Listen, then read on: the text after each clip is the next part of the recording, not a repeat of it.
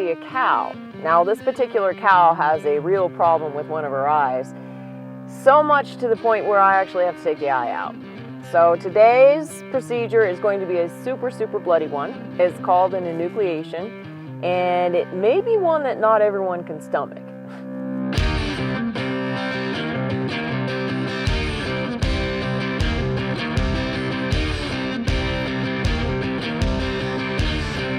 The eye is inflamed, and there's a mass-like structure that I'm suspecting is squamous cell carcinoma.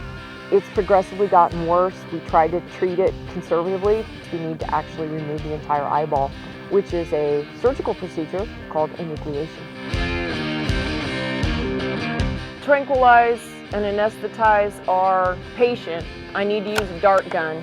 This is a non-painful procedure, and it's not as stressful as trying to capture them, and in this particular situation, it's our only option.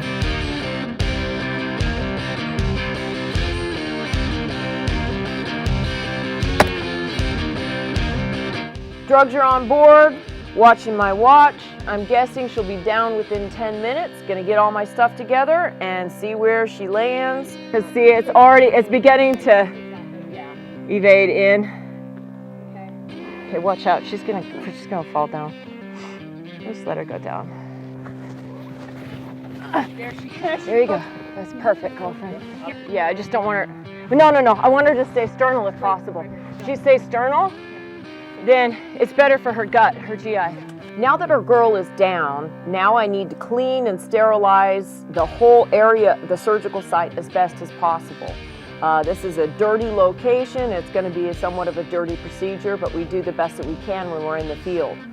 It's protruding all over the under conjunctiva as well as the top conjunctiva, so whether or not it's invaded the entire orbit or the entire eyeball is not known, but I just know it's getting larger.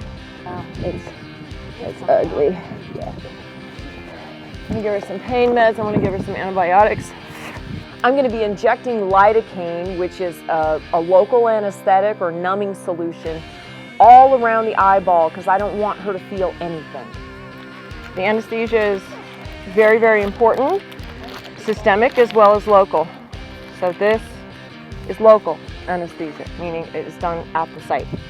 Now I'm going to take a surgical blade to shave all the hair around the eye. The first step in the procedure is to suture the eyelids together so that her eye is actually sutured closed.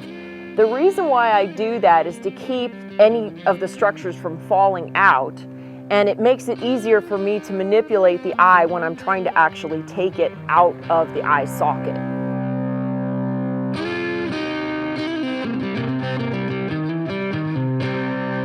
The anesthesia that she has on board is kind of a twilight type of anesthesia. She's not completely out. She's not on an inhalant anesthesia. So there's sometimes a little bit of movement that will occur, but it's not due to anything that we are doing around the eyeball because that is all locally anesthetized. Now comes the tedious part. I have to take a surgical blade and go all the way around the eyelid.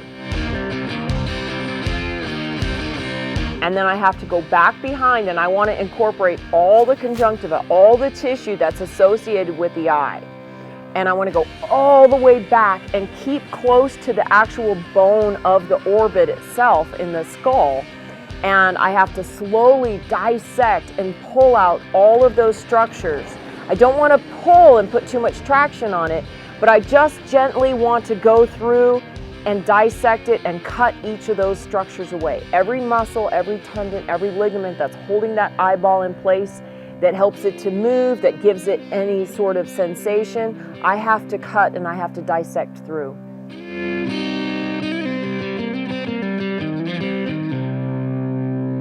So as I'm dissecting around the eyeball and all of the tissue structures that are associated with it, I'm very careful not to put any traction or pull on the optic nerve itself, as that can cause harm to the opposite eye. So once I free up all those structures, then I will go to the back of the eyeball and I will actually cut the optic nerve and then pull the whole structure out at once. This is hands down probably one of the bloodiest, most gruesome procedures. There's no getting around it. You cut out the eye. Okay, excuse me.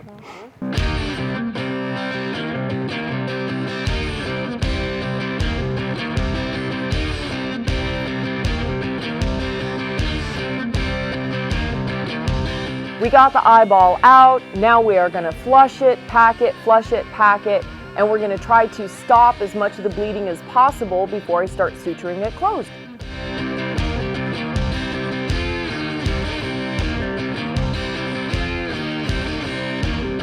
I'm using an absorbable type of suture, so it's slowly but surely going to absorb into her body. None of these sutures have to be removed. This is going to be tricky because as we're pulling it out, she's going to be bleeding and bleeding and bleeding and bleeding. Yeah, this is what we'll do. I'm going to do probably an internal and an external. I'm doing 2 layers of closure, one internal and one external, and that gives a double support to keep that eye closed and keep the structure closed so that it can heal and it's not going to get infected.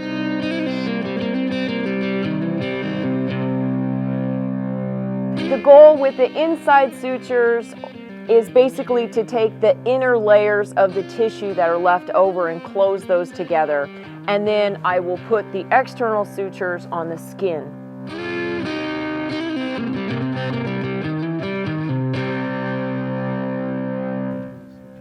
Okay, so I'm doing some internal sutures that she is going to keep that are going to help hold it together, and then after I do the internal, then I'll be following up with some external.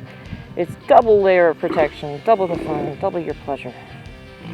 She will have some bleeding that'll happen internally, and there will be some oozing that'll happen, and that's to be expected.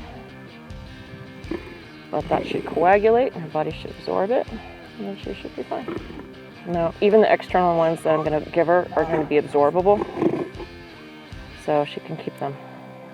So as I go through and I'm doing my final sutures on the skin, I don't want to space them too close together, and I want to be able to allow any potential drainage that needs to happen to be able to come out without having it gaping open that would cause potential infection. The concern is that there might be some drainage. It's still bleeding.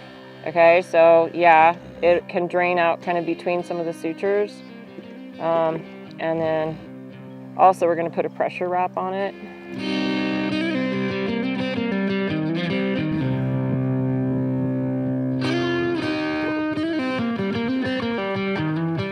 It's going to bleed internally. It's going to create a blood clot internally. And all the tissue is going to slowly heal up as wounds do. These are absorbable sutures, so I won't need to remove them. They will eventually be absorbed by the skin.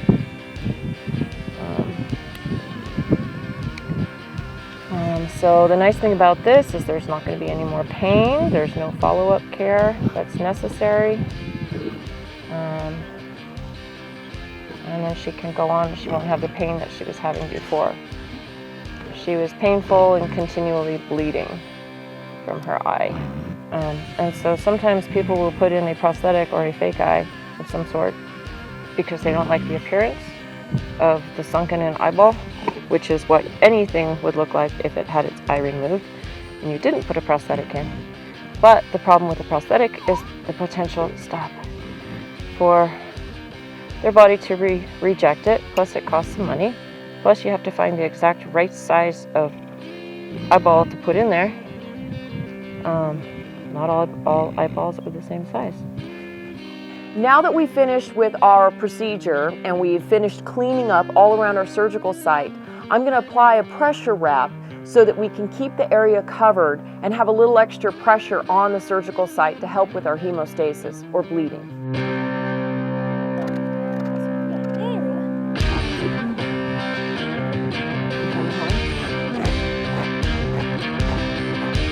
The goal with this procedure is to take the pain away from the cow. Her eye was extremely painful, and it was not going to resolve on its own, and there was no other way that we were going to be able to treat it other than the full removal. So now that it's gone, our hope is that she can get back to leading a happy life, a comfortable life, and she won't have any more problems associated with her eye. I'm going to give her her reversal now, and then I'm going to stay with her until she's bright and alert, standing and walking on her own. As with any animal that's anesthetized, when they're in the recovery mode, sometimes they're unstable. They don't really know where their feet and their legs are. They may have had one of their legs fall asleep while they're down. So I want to be there to try to support and help them, especially when we're in this uneven ground surface that we are in this particular situation. Okay. There we go. Okay, nice and steady. Nice and steady. Easy. Okay, you don't have to run. A little sore. There you go. Okay. There you go. Overall, everything worked out just fine. Our girl's up, the procedure's done. I'm really happy with the way it closed up. I think she's gonna just bounce right back to her normal self and be back with the herd.